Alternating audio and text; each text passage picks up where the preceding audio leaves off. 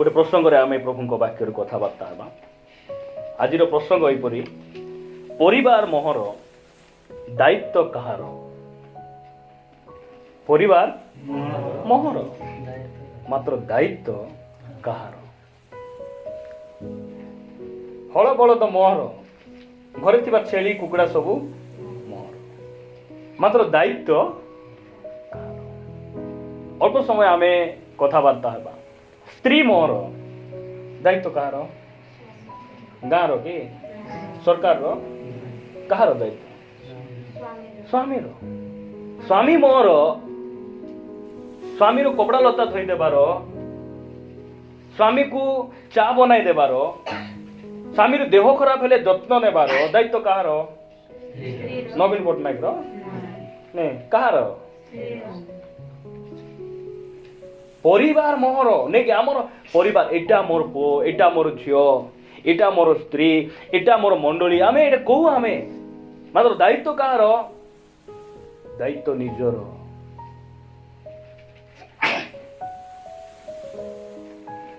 गोटे परिवार रो दायित्व बापार हाथ रे रही, मार हाथ रे रही कि नहीं?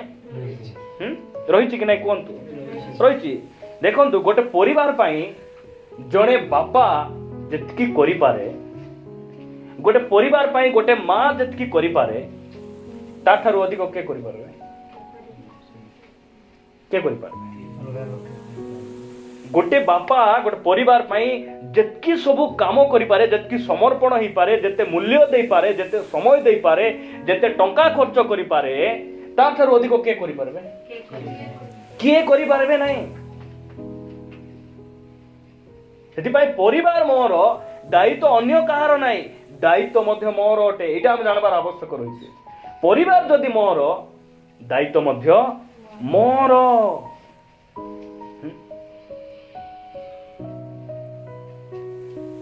एमती गाँ गली मान करे गोटे समय आसे नहीं कि गाय गुड़ी को कौन करबे? ढीला मार देबे नहीं कि खरा सीजन रे किसी चाष बास किछि न थाए, से मन छाड़ी दियंती। से माने से समय जना पड़े ना ये गाय कहार, ये छेली कहार, कुआड़ जीवे, कुआड़ खाई आसबे, जना पड़े ना। सत कि नहीं? जना पड़े ना। घरे आसले जना पड़े।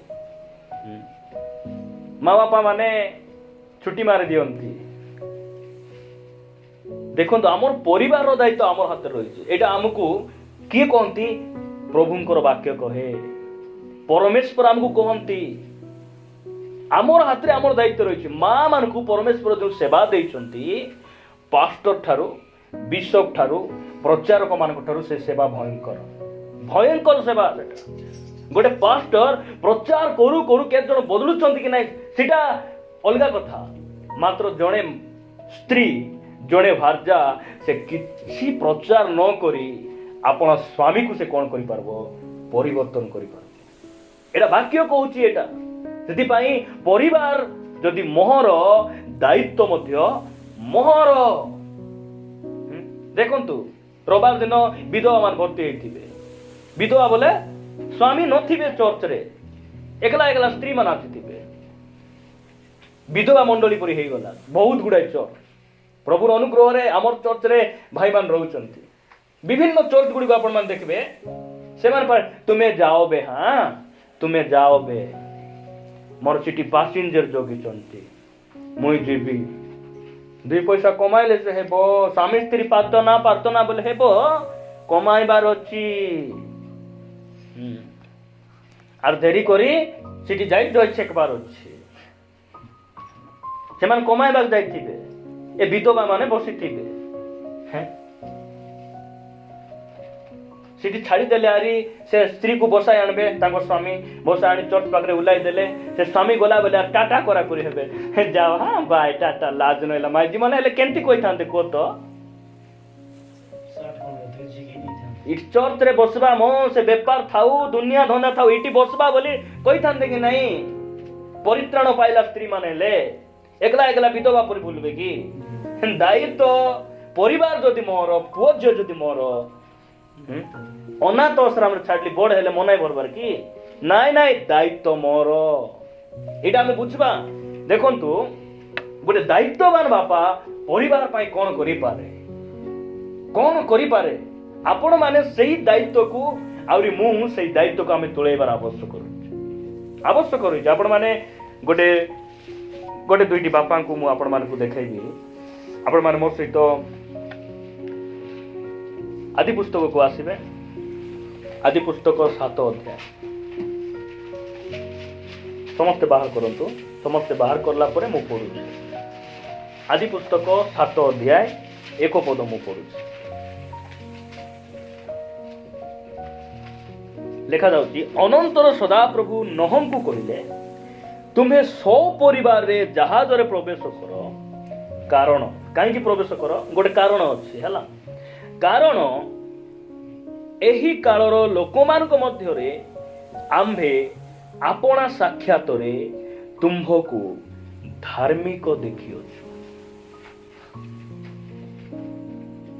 ନୋହଙ୍କୁ କିଏ ଧାର୍ମିକ ଦେଖୁଛନ୍ତି?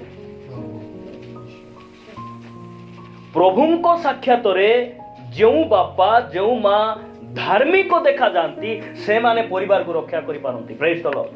ଏଇଟା ମନେ ରଖନ୍ତୁ। ଏଇଟା ଆମେ ଚର୍ଚ୍ଚ ଯାଉଛୁ, କିଏ ଚର୍ଚ୍ଚ ଯାଉନାହାନ୍ତି? ଶୈତାନ ବି ଆସୁଛି, ଜାଣିଛନ୍ତି କି ନାହିଁ?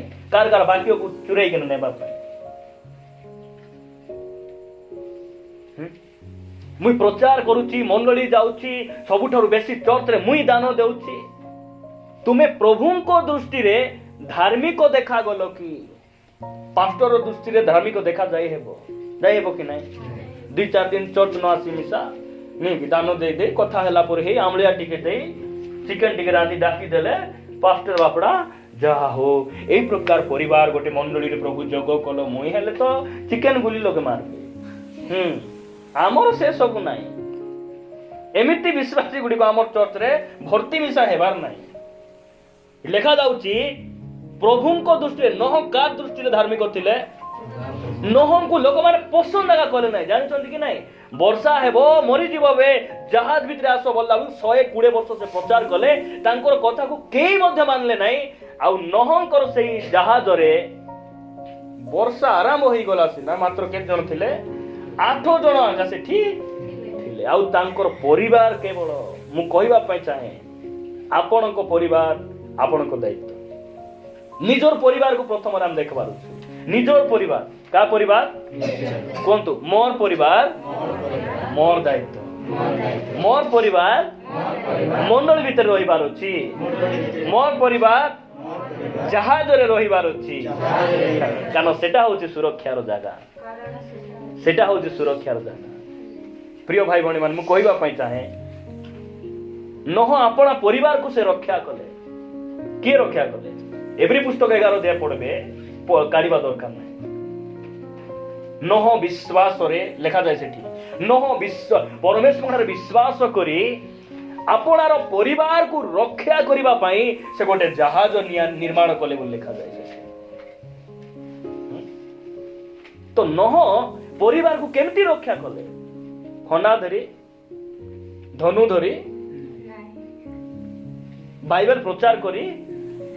ଲେଖାଯାଏ ନୋହ ସଦାପ୍ରଭୁଙ୍କ ଦୃଷ୍ଟିରେ ଧାର୍ମିକ ଦେଖାଗଲେ। କାହା ଦୃଷ୍ଟିରେ? ଆପଣ ବାପା ଅଟନ୍ତି, ଆପଣ ଜଣେ ମା ଅଟନ୍ତି, ଆମ୍ଭେ ମାନେ, ମୁଁ କହିବା ପାଇଁ ଆମେ କାହା ଦୃଷ୍ଟିରେ ଧାର୍ମିକ?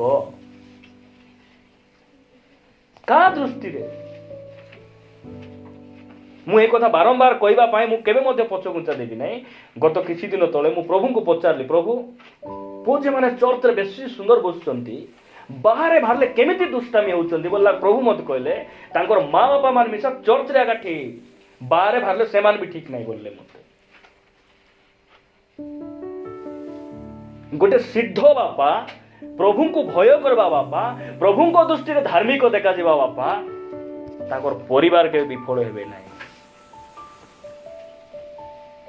ଆଉ ସେ ବାପା ନିଜର ପରିବାରକୁ ଉଦ୍ଧାର କରିପାରିବ, ସେ ମା ସେ ପରିବାରକୁ ଉଦ୍ଧାର କରିପାରିବ। ପ୍ରଭୁ ଆଜି ବି ଚାହୁଁଛନ୍ତି ଆପଣ ମାନେ ଆଉ ମୁଁ କଣ ହେବା? ପ୍ରଭୁଙ୍କ ଦୃଷ୍ଟିରେ ଧାର୍ମିକ। ଆଜି ବି ସେ ଅପେକ୍ଷା କରିଛନ୍ତି, ପୁଅରେ ଝିଅରେ ଫେରିଆ, ମୁଁ ତତେ ଗୋଟେ ଧାର୍ମିକ କରିବି। ମୁଁ ତତେ ତିଆରି କରିବି, ଗଠନ କରିବି। ସେ ଆଜି ବି ସେ ଅପେକ୍ଷା କରିଛନ୍ତି ଆମେ ପ୍ରଭୁଙ୍କ ନିକଟକୁ ଯିବା, ବାହାନର ଆତ୍ମାକୁ କାଢ଼ିବା। ଚର୍ଚ୍ଚରେ ବସିଲେ ଯୋଉ ଖାମଖିଆଲି, ଗଲେ ବି ଚଳିବ ନ ଗଲେ ବି ଚଳିବ, ଆରାମ କରିଥିଲେ ପରେ ଦେବି, ଏଇସବୁ ମନୋଭାବ ଗୁଡ଼ିକ ଆମଠାରୁ ବାହାରି ଗଲେ ଭୂତ ଗୁଡ଼ିକ ଘରରୁ ପଳାଇବେ। ଆମର ପରିବାର କ'ଣ ହେଇଯିବ? ପରିଷ୍କାର ହେଇଯିବ। ଆଜି ବି ପରମେଶ୍ୱର ସେଟା ଚାହୁଁଛନ୍ତି। ପ୍ରଭୁଙ୍କ ନାମର ଗୌରବ ହଉ। ଆପଣ ସେ 6 ଅଧ୍ୟାୟ 9 ପଦ ପଢିବେ, କ'ଣ ଲେଖାଯାଏ ସେଠି? ଆଦି ପୁସ୍ତକ 6 ଅଧ୍ୟାୟ 9। ନୋହଙ୍କର ବଂଶାବଳୀ ଏହି। ନୋହ ଆପଣ ବର୍ତ୍ତମାନ ସମୟର ଲୋକମାନଙ୍କ ମଧ୍ୟରେ ଧାର୍ମିକ ଓ ସାଧୁ ଲୋକ ଥିଲେ। ଧାର୍ମିକ ଓ ସାଧୁ ଲୋକ ଥିଲେ। ନୋହ ପରମେଶ୍ୱରଙ୍କ ସହିତ ଗମନାଗମନ କଲେ। ଦେଖନ୍ତୁ, ପ୍ରଭୁଙ୍କ ସହିତ ଚାଲବା ବାପା, ପ୍ରଭୁଙ୍କ ସହିତ ଚାଲବା ମା କ'ଣ କରିପାରିବେ? ସେମାନେ ନିଜର ପରିବାରକୁ ରକ୍ଷା କରିପାରିବେ। ଦେଖନ୍ତୁ, ପରିବାର ଖାଇବା ପାଇଁ ମା ବାପା ମାନେ ଦେଖ, ସେମାନେ ଅନେକ ଟଙ୍କା ଉପାର୍ଜନ କରୁଛନ୍ତି। ଏଇ ଯୋଉ ଜାଗତିକ ସୁରକ୍ଷା ପାଇଁ ବିଭିନ୍ନ ବିଷୟ ସେମାନେ କରିପାରୁଛନ୍ତି, ମାତ୍ର ଗୋଟେ ପୁଅ ଝିଅ ପରିବାରର ଯୋଉ ବାସ୍ତବ ସୁରକ୍ଷା, ସେହି ସୁରକ୍ଷାରେ ଅନେକ ପରିବାର ନାହାନ୍ତି। କିନ୍ତୁ ଆମର ପରିବାରରେ ଟଙ୍କା ଥାଉ କି ନଥାଉ, ସୁନା ଥାଉ କି ନଥାଉ, ଆମର ପରିବାରରେ ପରମେଶ୍ୱରଙ୍କର ସୁରକ୍ଷା, ଆତ୍ମିକ ସୁରକ୍ଷା, ଅନନ୍ତ କାଳର ସୁରକ୍ଷା ଆମର ପାଖରେ ରହିବାର ଆବଶ୍ୟକ ରହିଛି। ନୋହଙ୍କ ସମୟରେ ସବୁ ଜଗତ ଗୋଟେ ବାଟେ ଚାଲିଲା ବେଳେ ନୋହ ଏକଲା ପ୍ରଭୁଙ୍କ ସହିତ ଚାଲିଲେ, ଏକଲା ଚାଲିଲେ। ସେଇ ସମୟରେ ଡେକ୍ ସେଟ୍ ବାଜୁଥିଲା କି ନାହିଁ? ବାଜୁଥିବ କି ନାହିଁ? ହଁ, ଲୋକମାନେ ଏନ୍ଜୟ କରୁଥିଲେ କି ନାହିଁ? ଡେକ୍ ସେଟ୍ ସାଉଣ୍ଡ ସିଷ୍ଟମ ନଥିଲେ ବି କାଢି ମାନ ଭାଙ୍ଗି ବାଜାଇ ଆଗର ଯୋଉ ଅଭିଳାଷ କାମୁକତା ଲୋକମାନେ ଥିଲେ, ମାତ୍ର ନୋହ ଆଉ ତାଙ୍କର ପରିବାର ଉଲ୍ଟି ଦେଖିଲେ ନାହିଁ। ଯୋଉ ଗାଁ ଗହଳି ମାନଙ୍କରେ ବାଲିଯାତ୍ରା ହେଲେ ସେଠି କିଏ ଯାଆନ୍ତୁ ନ ଯାଆନ୍ତୁ, ଆମର ପିଲାଟୁ ଆଗରେ ଥିବାର ଅଛି କି ନାହିଁ? ସେଠି ଆଗରେ ଥିବାର ଅଛି। ନୋହଙ୍କର ପୁଅ ଝିଅ କୋଉଠି ଥିଲେ? ତାଙ୍କର ଘରେ ଥିଲେ। ଆୟୁବଙ୍କର ପୁଅ ଝିଅ କୋଉଠି ଥିଲେ? ଆୟୁବ ତ ଏ ମଝିଆ ତୁୟା, ସେ ଡାକି ଡାକି ପରୀକ୍ଷା କରୁଥିଲେ, ଡାକି ଡାକି ଜଣକ ପରେ ଜଣକ। ଆଜି ଆମର ଝିଅ କୁଆଡେ ଯାଇଥିଲା? ଆମର ପୁଅ ଆଜି ଚୋର ଆସି ନାହିଁ, କୁଆଡେ ଗଲା? ଠିକ ଠାକ ଡାକ ଟିକେ ତାକୁ। ଆମର ଏ ମନୋଭାବ ନାହିଁ। ଯୋଉଠି ବି ଯାଉ ଜୀବନ ଥାଉ, ଯୋଉଠି ବି ଯାଉ ଥାଉ, ବଢ ହେଉ, ଜିଲା ଜାଗଲା ଦିନେ ସେ ବୁଝିବ ତ, ଜିଲା ଜାଗଲା ଦିନେ ବୁଝିବ ତ। କିଟା ବୁଝିବ? ଦୁନିଆ କ'ଣ ବୁଝିବ?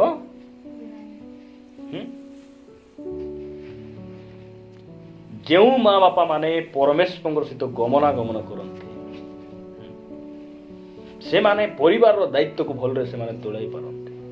ନୋହ ନିଜର ଦାୟିତ୍ୱକୁ ସେ କ'ଣ କଲେ? ତୁଳାଇଲେ। ମୁଁ ପ୍ରଭୁଙ୍କୁ ଧନ୍ୟବାଦ ଦେ, କେମିତି 3ଟା ପୁଅ ଥିଲେ ତାଙ୍କର, 3ଟା ପୁଅ ଛୋଟ ବେଳରୁ ପ୍ରଭୁଙ୍କର ଭୟକୁ ସେ ଶିଖାଇଥିଲେ, ପ୍ରଭୁଙ୍କୁ ଗୌରବ ଦେବାର ସେ ଶିଖାଇଥିଲେ।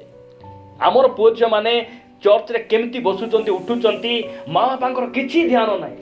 ଏତେ ଆତ୍ମିକ ହେଇଯିବ, ଆମେ ପୁଅ ଝିଅକୁ ଛାଡ଼ିଦେବୁ, ଆରେ ଆମେ ପ୍ରାର୍ଥନା କରିବା କାମ ବସି ଦେଇଥିବୁ। ସେ ପୁଅ ଝିଅ ଗୋଟେ 10ଟା ଲୋକର ମନକୁ ସେ କ'ଣ କରିବ?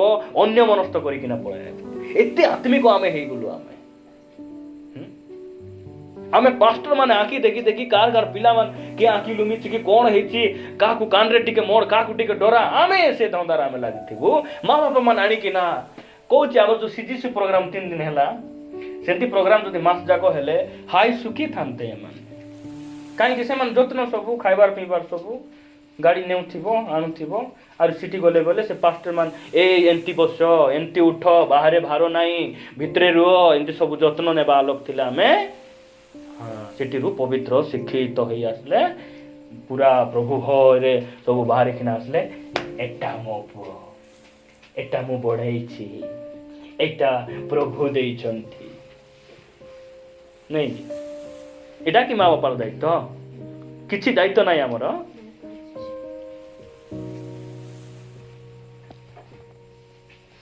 ଆମେ ନୂତନ ନିୟମରେ ଯିବା, ଆମେ ଗୋଟେ ପରିବାରକୁ ଦେଖିବା। ଲୁକ ଲିଖିତ ପ୍ରେରିତ ପୁସ୍ତକ 16 ଅଧ୍ୟାୟ। ପ୍ରେରିତ ପୁସ୍ତକ 16 ଅଧ୍ୟାୟ 30 ଏବଂ 31 ପଦ ମୁଁ ପଢୁଛି। ଆଉ ସେମାନଙ୍କୁ ବାହାରକୁ ଆଣି କହିଲେ, ମହାଶୟ ମାନେ ପରିତ୍ରାଣ ପାଇବା ନିମନ୍ତେ ମତେ କଣ କରିବାକୁ ହେବ? ଏଇଟା ଗୋଟେ ପ୍ରଶ୍ନ ନାଇଁ? ଏଇଟା କାହାକୁ ପଚାରୁଛନ୍ତି? ପାଉଲ ଆହୁରି ସିଲାକୁ। ଗୋଟେ କାରାରକ୍ଷକ ପଚାରୁଛନ୍ତି, ମହାଶୟ ମାନେ ମୁଁ ପରିତ୍ରାଣ ପାଇବା ପାଇଁ କଣ କରିବି? କଣ କରିବାର? 31 ପଦ, ସେମାନେ କହିଲେ ପ୍ରଭୁ ଯୀଶୁଙ୍କ ଠାରେ ବିଶ୍ୱାସ କର, ତାହେଲେ ତୁମ୍ଭ ସପରିବାରରେ ପରିତ୍ରାଣ ପାଇବ। ଧ୍ୟାନ ସହିତ ଶୁଣିବେ। ପ୍ରଥମରେ ପ୍ରଭୁଙ୍କ ଦୃଷ୍ଟିରେ ଧାର୍ମିକ, ତାଙ୍କ ସହିତ ଚାଲିବାର। ଦ୍ୱିତୀୟରେ ଯୀଶୁଙ୍କ ଠାରେ ବିଶ୍ୱାସ କରିବା ଗୋଟେ ବାପା ନାଇକି? ତୁମେ ଯଦି ଲେଖାଯାଉଛି, ତୁମେ ଯୀଶୁଙ୍କ ଠାରେ ଯଦି ବିଶ୍ୱାସ କରିବ, ତୁମେ କଣ ହେବ? ସପରିବାରରେ ତୁମେ ପରିତ୍ରାଣ ପାଇବ। ବିଶ୍ୱାସ କିଏ କରିବ? କିଏ କରିବ? ବିଶ୍ୱାସ କିଏ କରିବ?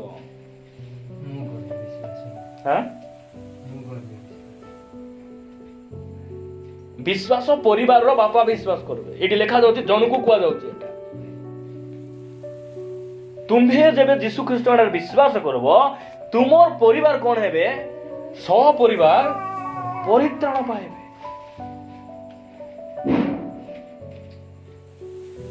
ତୁମେ ଯୀଶୁଙ୍କର ବିଶ୍ୱାସ କରିବ, ତୁମର ପରିବାର କଣ ହେବେ? ପରିତ୍ରାଣ ପାଇବେ। ଏଇଟା ବହୁତ ବହୁତ ଜରୁରୀ ଆମର ଜୀବନରେ, ବହୁତ ଜରୁରୀ। ପ୍ରିୟ ଭାଇ ଭଉଣୀ ମାନେ, ଆମେ ଖ୍ରୀଷ୍ଟଙ୍କ ଠାରେ କଣ କରିବାର ଅଛି? ବିଶ୍ୱାସ କରିବାର ଅଛି। ଦେଖନ୍ତୁ, ଆପଣ ମାନଙ୍କୁ ବୁଝିବା ପାଇଁ ଗୋଟେ କଥା ମୁଁ କହୁଛି। ଏବେ ବୋର୍ଡରେ ଲାଇନ ଅଛି କି ନାହିଁ? ଏବେ ସୁଇଚ ଆମେ ଅଫ୍ କଲେ ବଲ୍ବ ବନ୍ଦ ହେବ କି ନାହିଁ? ମାତ୍ର ବୋର୍ଡରେ ଲାଇନ ଥିବ କି ନାହିଁ? ଥିବ କି ନାହିଁ? ମାତ୍ର ମେନ୍ ସୁଇଚ ଗୋଟେ ଥିବ କି ନାହିଁ ଘରେ? କୁମଳଚନ୍ଦ୍ର ଭାଇ ବୁଝି ହଉଛି? ଘରେ ଗୋଟେ ମେନ୍ ସୁଇଚ ଥିବ କି ନାହିଁ? ମେନ୍ ସୁଇଚ ଯଦି ଅଫ୍ କରିଦେଲେ କୋଉଠି ନଥିବ। ପରିବାରର ମୁଖିଆ ମାନେ ଟେଢା ମେଢା ହେଲେ ସବୁ ଟେଢା ମେଢା ହେବ। ବିଙ୍ଗ ଟେଢା ମେଢା ମାନେ ଥିବେ କି ନାହିଁ? ଭୟଙ୍କର ଆତ୍ମିକ ପୁର ଦେଖାଯାଉଥିବେ। ଦେଖିଲା ବେଳକୁ ଏହା କୁମକର୍ଣ୍ଣ କରୁଥିବ ଭିତରେ। ଆରେ ଏ ପରିବାର କାହିଁକି ଏମିତି ହଉଛି? ଅଶାନ୍ତି। ଗଲା ବେଳକୁ ବେଳେ ବେଳେ ଘର ଯାକ ଗନ୍ଧି ଯାଉଥିବ। କେମିତି ଗନ୍ଧୁଛି ରେ? ତୁଇ ଦାନ୍ତ ଘଷି ନକିଲ ଝିଅ? ତୁଇ ଗାଧାଇ ନୁକି ଭଲରେ? ବୋଲା ନାଇଁ, ଛୋଟିଆ ମୂଷା ଗୋଟେ ମରିଯାଇଛି। ବୁଝିପାରୁଛ କି ନାଇଁ? ଏମାନଙ୍କ ଲାଗି ଘରେ ଅଶାନ୍ତି, ଜଣଙ୍କର ଲାଗି।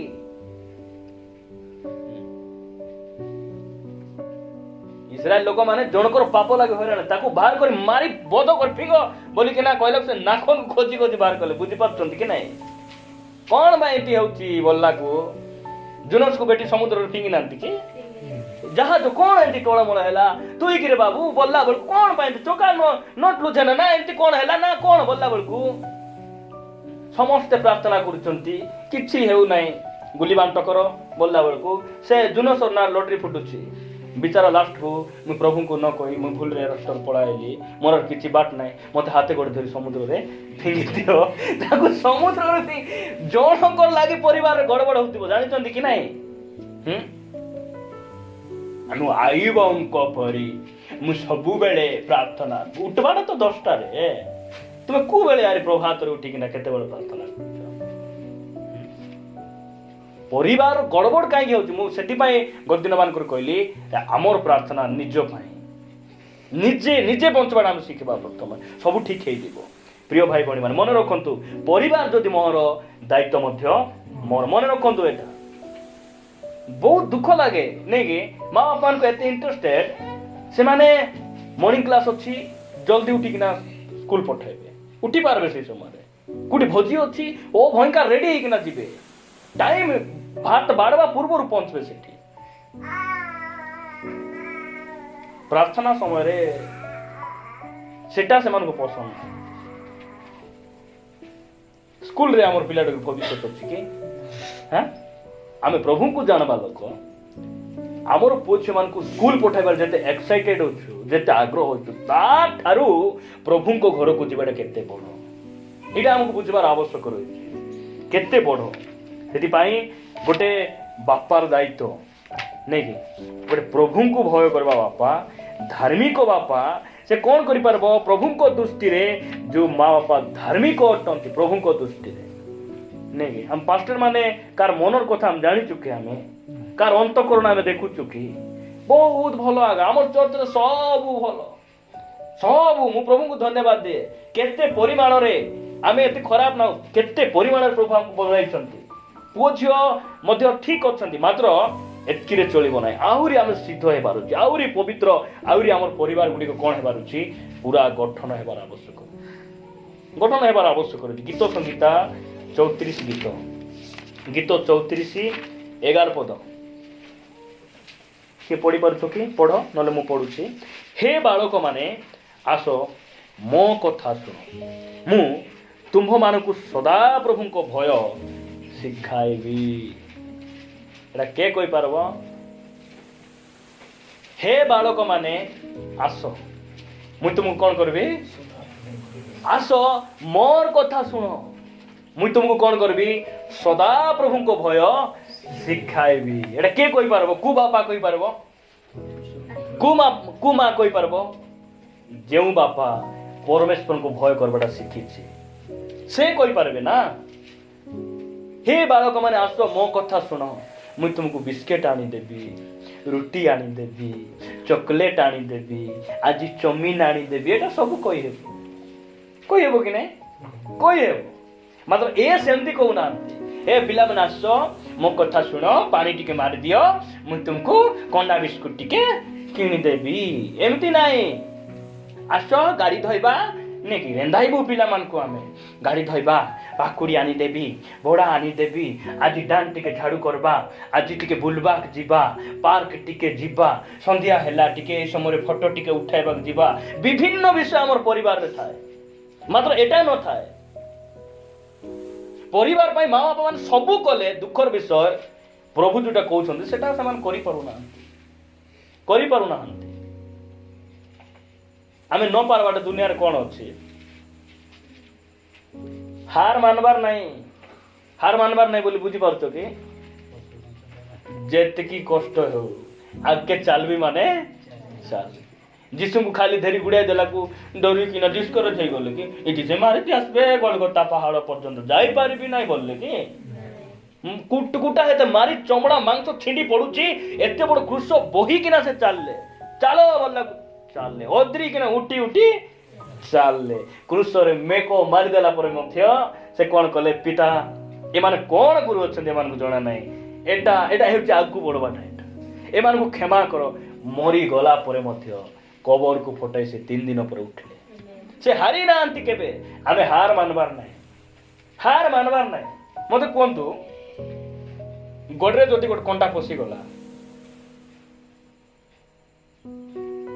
ନାଇଁ କେତେ ଚେଷ୍ଟା କଲି ବାହାରୁ ନାହିଁ, ଆଉ କାଢ଼ି ନାହିଁ ଭାଇ, କେତେ ଚେଷ୍ଟା କରୁଛି ସେଟା କାଢ଼ି ହେଉନାହିଁ, ଛାଡ଼ିଦେବ? ଏମିତି କୁ ଭୋକ ଅଛି ଏଠି କୁହ ତ? ଛାଡ଼ିଦେଇ ହେବ? ଫାଷ୍ଟ ହାତରେ ଝିକିବାକୁ ଚେଷ୍ଟା କରିହେବ କି ନାହିଁ? ହାତ ଯଦି ବାହାରୁ ନାହିଁ ବୋଲେ ପିନ୍ କଣ୍ଟା ୟୁଜ୍ କରିବୁ କି ନାହିଁ? ପିନ୍ କଣ୍ଟାରେ ଯଦି ବାହାରୁ ନାହିଁ, ବ୍ଲେଡ୍ ଟିକେ କାଟିବୁ କି ନାହିଁ ଭାଗୀରଥୀ ଭାଇ? ଯଦି ବ୍ଲେଡ୍ରେ ମିଶା ବାହାରୁ ନାହିଁ, ମେଡିକାଲ ଗଲେ ଘରେ ବୋଲେର, ଘରେ ଅଟୋ, 108କୁ ଫୋନ୍ କଲେ ଘରେ ଆସୁଛି, ଯିବୁ ନାହିଁ? ମାତ୍ର ଅନ୍ୟ କାମ ହେଲେ ନାହିଁ, ହେଲା ନାହିଁ। କେତେ କରିଲି ଭାଇ, ହେଲା ନାହିଁ।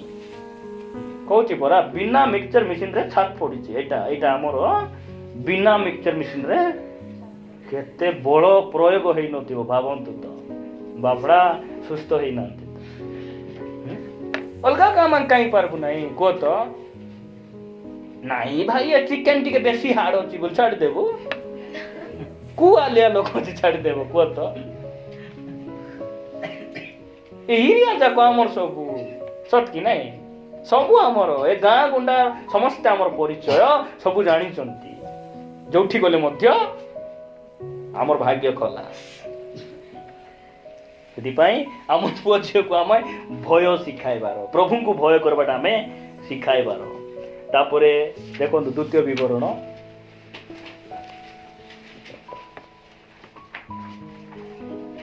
ଦ୍ୱିତୀୟ ବିବରଣ 6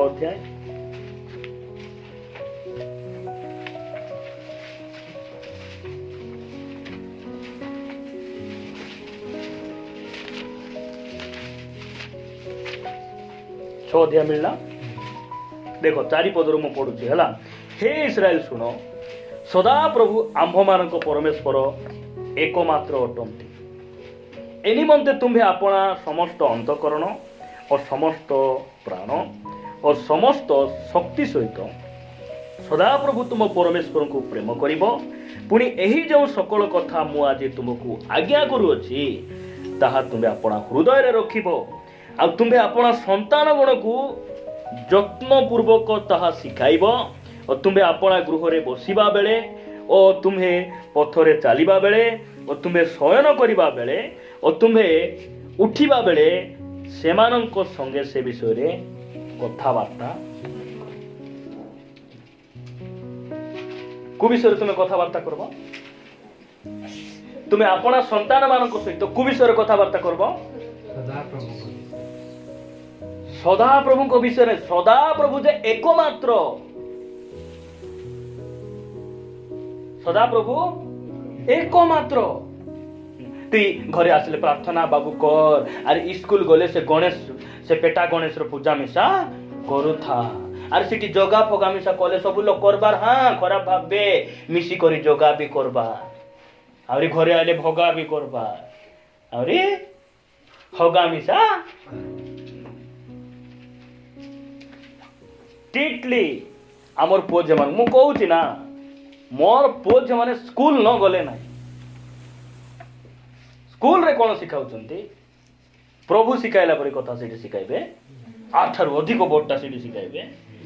ମୁଁ ଜାଣିବାଟାରେ ନାହିଁ ହେଲା। କାହିଁକି ମୁଁ କହୁଛି, ମୁଁ ଜାଣିଛି ପ୍ରଭୁଙ୍କର ବାକ୍ୟ ଅଳ୍ପ ବୁଦ୍ଧିର ଜ୍ଞାନଦାୟକ। ପ୍ରେଜ୍ ଦ ଲର୍ଡ। ଅଳ୍ପ ବୁଦ୍ଧିର, ସ୍କୁଲର ଗେଟ୍ କେବେ ଦେଖି ନଥିବେ, ସେମାନେ କେତେ ବଡ଼ ବଡ଼ ବକ୍ତା ହେଇଯାଇଛନ୍ତି, ପ୍ରଭୁ ସେମାନଙ୍କୁ ଉଠାଇଛନ୍ତି। ଆମର ପୁଅ ଝିଅମାନଙ୍କୁ ସେ ମିଶରରେ ଯାଇ ଆଜ୍ଞା ରଖ ବେ ଆଜ୍ଞା, ଫାର ଆଜ୍ଞା ମୋର ପୁଅକୁ ରକ୍ଷା କରି ରଖ, ସେ ରକ୍ଷା କରିବ, ରୂପା ଉପାଡ଼ି ଖାଇବ, ସେ ଫାର ରକ୍ଷା କରିବ। ପ୍ରଭୁଙ୍କ ନିକଟରେ ଜାଣିଥାନ୍ତୁ, ପ୍ରଭୁ ଦୟା କର, ପ୍ରଭୁ ସେ ଦୟା କରିବେ, ସେ ଦୟା କରିବେ। ଏଠି ଲେଖାଯାଉଛି ପ୍ରଭୁ ଏକମାତ୍ର। ଏ ବିଷୟରେ ତୁମେ ପ୍ରଥମରେ କ'ଣ କରିବ? ସଦାପ୍ରଭୁ ଏକମାତ୍ର ପରମେଶ୍ୱର ଏଟା ଜାଣିବ, ଆହୁରି ସମସ୍ତ ମନ ପ୍ରାଣ ଦେଇ ତାଙ୍କୁ ପ୍ରେମ କରିବ। ଏଇସବୁ କଥା ତୁମର ହୃଦୟରେ ରଖିବ। ଆହୁରି ଆପଣା ସନ୍ତାନ ଗଣମାନଙ୍କ ସହିତ ତୁମେ କ'ଣ କରିବ? ଏଇଟା କଥାବାର୍ତ୍ତା। କେତେ ଦିନ କଥାବାର୍ତ୍ତା କରିବ? ପଏଣ୍ଟ ହେଲା ସେଟା। କେତେ ଦିନ? ରବିବାର ଦିନ କି ନାଇଁ? হ্যাঁ, ଏଟା ହେଲା ପଏଣ୍ଟ।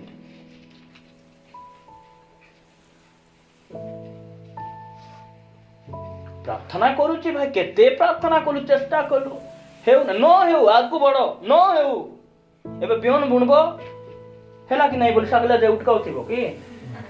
କୁହନ୍ତୁ ତ ଗୋଟେ କଥା, ଜନା ଗଛ ରଖବ, ଆରେ ବଢୁଛି କି ନାଇଁ ବୋଲି ଜିକୁଥିବ, ଆର୍ ରଖୁଥିବ, ଆରେ ସାଗଲା ଯାଇ 3 ଦିନ ପରେ କିଏ ବଢବ ବୋଲି ଆରେ ଜିକି ଆରି ରଖବ କି?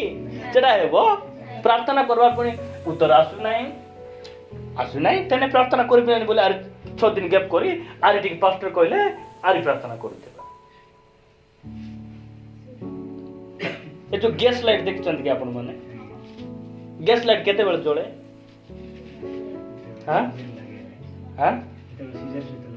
ତାକୁ ପମ୍ପ ନ ମାରିଲେ ଜଳେ ନାହିଁ ସେଟା। ବୁଝିପାରୁଛନ୍ତି କି ନାହିଁ?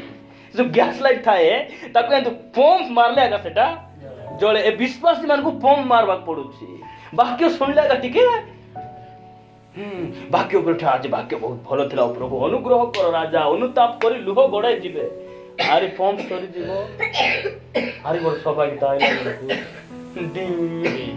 ଆମକୁ କିଏ ପମ୍ପ ମାରୁଛନ୍ତି? ହଁ କୁହ ତ, ଆମକୁ ପାଷ୍ଟର ମାନଙ୍କୁ କିଏ ପମ୍ପ ମାରୁଛନ୍ତି? ଏକଲା ନିଜେ ଉତ୍ସାହ କରିବା ମନୋଭାବ ନାହିଁ କି? ଏକଲା ଘରେ ଆଣ୍ଠେଇବାଟା ନାହିଁ କି ଆମକୁ? ଏକଲା ବାଇବେଲ ପଢବାକୁ ମନା କି ଆମକୁ? ଏକଲା ପ୍ରାର୍ଥନା କରିବାକୁ ପାପ କି?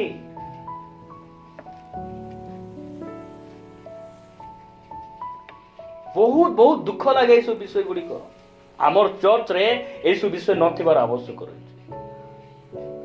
कहूची आज आज आमर सामुएल भाई अछंती आज निर्मल खरा अछंती काली नथिबे मात्र आमे केमती हेबार अछि निजे निजको उत्साहित करी सब समय रे आमे प्रभु को सहित चलबार आवश्यक रही प्रिय भाई भौणी मान सेति पई आमे केते दिन आमे सिखाइबार आमर पुओ झियो को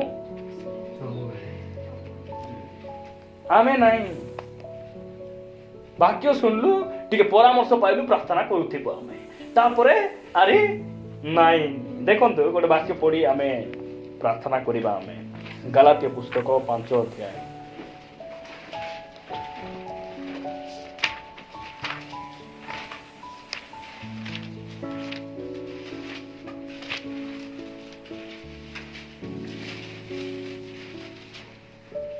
ठीक अच्छे 5 अध्याय बाहर करो 6 अध्याय है गलातीय 6 अध्याय 9 पद आम्भेमाने उद्यम कर्म करिबारे श्रांत न हेउ कारण क्लांत नहिले उपयुक्त समय रे शस्य काटिबा कोन लेखा गला आम्भे माने उत्तम कर्म करिबारे श्रांत न हेउ बोले हालिया हेबार नाही हार मानबार नाही सेति पय मु कहली ना हार मानबार नाही सकाळे बियन बुनले सकाळे संजा देखबाक जीवो कड़की लगरे भी उठकाइबार के बुनी छाड़ी देबार बुनी कि ना छाड़ी देबार जते बेले दही बनांती कि नहीं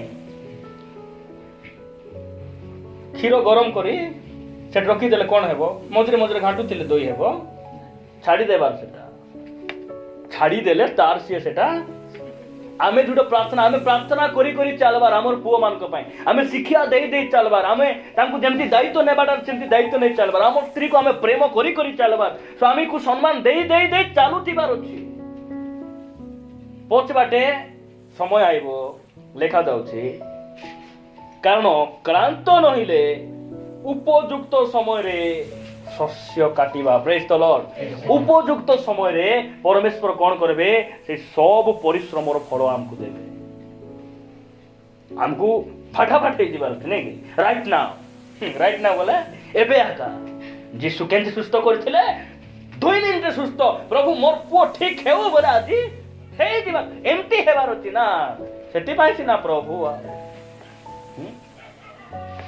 वाह राम भाई काली बा हेले तार सकाळे ससिला रंजुला तार आर कर दिने हमर विक्रम आर बिकी टोटल 4टा पोज हे गल नै भाई 5 दिन रे आबारे ए सुकमती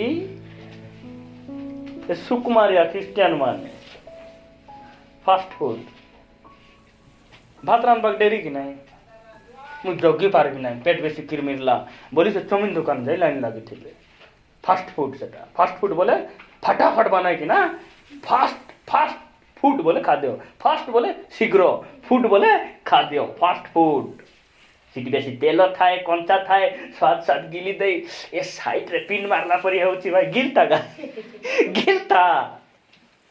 ठीक है जोगी किना बोलता खाइले हेबो नाही इमान को फास्ट फूड दरकार जोगी किना प्रभु तुमर इच्छा देबे जुटा हेबार छु मोर काम हैला मु काम करी नहीं आम बड़ भाई को 3 मास गाड़ी चलाइबो टंकाटी देबू नहीं मात्र अरे न दिल केंती हेबो बोलले कि ठीक अछि चलाइबी पर तो मिलबो कि नहीं आमर से भरोसा प्रभु ऊपर थिबो सब ठीक हेबो हमको कोन आज प्रार्थना कले काली खेऊ पर दिन को प्रार्थना कले संध्या बेले हो आरी आबारे प्रभु को बिड्राई देलु आमे नहीं कि हमको के पम मारुथिबे को तो एबे प्रभु भूल कले तांको के सिखाइला पर के अछंती कि नाही कोन तो गोट कथा तांको के सिखाइ वाला अछंती प्रभु को नाही मात्र आमर परमेश्वर निजे नियमित भाव रे चलबा प्रभु से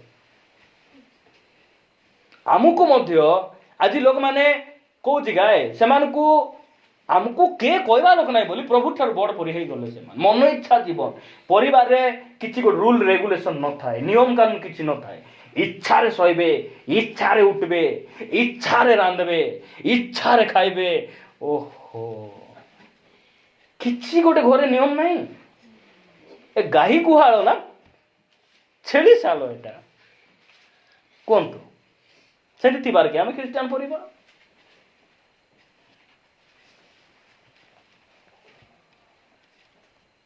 ଆମର ସେମିତି ହେବାର ଆବଶ୍ୟକ ନାହିଁ। ସେଥିପାଇଁ ଲେଖାଗଲା ଯେ ଆମ୍ଭେମାନେ ଉତ୍ତମ କର୍ମ କରିବାରେ ଶ୍ରାନ୍ତ ନ ହେଉ। ଉପଯୁକ୍ତ ସମୟରେ ଆମେ କ୍ଳାନ୍ତ ନ ହୋଇ ଆମେ ଯଦି ପରିଶ୍ରମ କରିବୁ, ଉପଯୁକ୍ତ ସମୟରେ ଆମେ କ'ଣ କରିବୁ? ଶସ୍ୟ ଆମେ କାଟିବୁ। ଗୋଟେ ବାକ୍ୟ ପଢ଼ି ଆମେ ପ୍ରାର୍ଥନା କରିବା। ଲୁକ ଲିଖିତ ସୁସମାଚାର 18 ଅଧ୍ୟାୟ 1ରୁ 7 ପଦ ପର୍ଯ୍ୟନ୍ତ ମୁଁ ପଢ଼ି ଦେଉଛି। 6 ପଦ ପର୍ଯ୍ୟନ୍ତ, 7 ପଦ ପର୍ଯ୍ୟନ୍ତ ପଢ଼ୁଛି। ଲେଖାଯାଏ, କ୍ଳାନ୍ତ ନ ହୋଇ ସର୍ବଦା ପ୍ରାର୍ଥନା କରିବା ଯେ କର୍ତ୍ତବ୍ୟ, ଏ ବିଷୟରେ ସେ ସେମାନଙ୍କୁ ଦୃଷ୍ଟାନ୍ତ ଦେଇ କହିଲେ। ଗୋଟିଏ ନଗରରେ ଜଣେ ବିଚାରକର୍ତ୍ତା ଥିଲେ। ସେ ଈଶ୍ୱରଙ୍କୁ ଭୟ କରୁନଥିଲେ କି ମନୁଷ୍ୟମାନଙ୍କୁ ମାନୁନଥିଲେ। ସେହି ନଗରରେ ଜଣେ ବିଧବା ଥିଲା। ସେ ଥରକୁ ଥର ତାଙ୍କ ନିକଟକୁ ଯାଇ କହୁଥିଲା, ମୋହର ବିବାଦୀର ଅନ୍ୟାୟର ପ୍ରତିକାର କରନ୍ତୁ। ଆଉ ସେ କେତେ ସମୟ ପର୍ଯ୍ୟନ୍ତ ସମ୍ମତ ହେଉନଥିଲେ। କିନ୍ତୁ ପରେ ସେ ମନେ ମନେ କହିଲେ, ଯଦ୍ୟପି ମୁଁ ଈଶ୍ୱରଙ୍କୁ ଭୟ କରେ ନାହିଁ କିମ୍ବା ମନୁଷ୍ୟମାନଙ୍କୁ ମାନେ ନାହିଁ, ତଥାପି ଏହି ବିଧବା ମୋତେ କଷ୍ଟ ଦେଉଥିବାରୁ ମୁଁ ତାହା ପ୍ରତି କୃତ ଅନ୍ୟାୟର ପ୍ରତିକାର କରିବି। ନହିଲେ ସେ ସବୁବେଳେ ଆସି ମୋତେ ବ୍ୟତିବ୍ୟସ୍ତ କରୁଥିବ। ସେଥିରେ ପ୍ରଭୁ କହିଲେ, ଏହି ଅଧାର୍ମିକ ବିଚାରକର୍ତ୍ତା କ'ଣ କହୁଅଛନ୍ତି ତାହା ଶୁଣ। ତେବେ ଈଶ୍ୱରଙ୍କର ଯେଉଁ ମନୋନୀତ ଲୋକମାନେ ଦିବାରାତ୍ର ତାହାଙ୍କୁ ଡାକୁଥାନ୍ତି, ସେ କି ସେମାନଙ୍କ ପ୍ରତି କୃତ ଅନ୍ୟାୟର ପ୍ରତିକାର କରିବେ ନାହିଁ? ଯଦ୍ୟପି ସେ ସେମାନଙ୍କ ଶତ୍ରୁମାନଙ୍କ ପ୍ରତି ଦୀର୍ଘ ସହିଷ୍ଣୁ ଅଟନ୍ତି। କେତେ ସ୍ପଷ୍ଟ ଭାବରେ ବାକ୍ୟ ମାନଙ୍କୁ କରେ। ଗୋଟେ ନଗରରେ ଗୋଟେ ବିଚାରକର୍ତ୍ତା ଥିଲେ। ସେ ପ୍ରଭୁଙ୍କୁ ଡରବାର ନାହିଁ କି କୋଉ ଲୋକକୁ ମିଶା ସେ ଖାତିରି ନାହିଁ। ଦାଣ୍ଡରେ ମାଣ୍ଡ ନାହିଁ ବୋଲେ।